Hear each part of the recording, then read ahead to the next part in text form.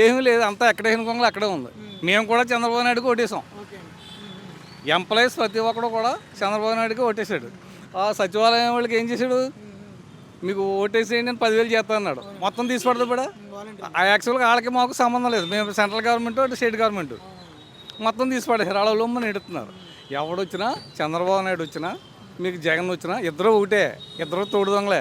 అంటే హామీలు ఇచ్చారు కదా సూపర్ హిట్స్ పథకాలు అని చెప్పేసి, హామీలు ఏమైనా నెరవేర్చలేదండి. హామీలు ఏంటంటే ఎంతవరకు నెరవేర్చారో ప్రజలందరికీ తెలుసు.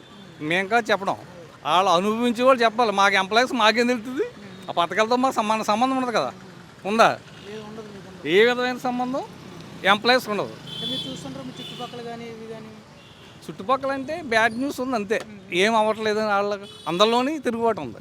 ఇంకా ఏమీ రావట్లేదండి. ఇంకా ఏమీ రావట్లేదు. మరి ఇంకా ప్రభుత్వం కూడా కొంతకాలం పడుతుంది కదా. ఏ ప్రభుత్వం అయినా మనం పెళ్లి చేసాం అనుకోండి, ఆ పెళ్లి చేసిన అప్పులు ఎన్నాళ్ళు తీరుతాయి మనకి. ఇది అలా ప్రభుత్వం కూడా అంతే. కానీ ఎవడొచ్చినా ఒకటే, చంద్రబాబు నాయుడు వచ్చిన ఒకటే, జగన్ వచ్చిన ఒకటే, ఇద్దరు వాళ్ళే. రెడ్డి చౌదరి అంటే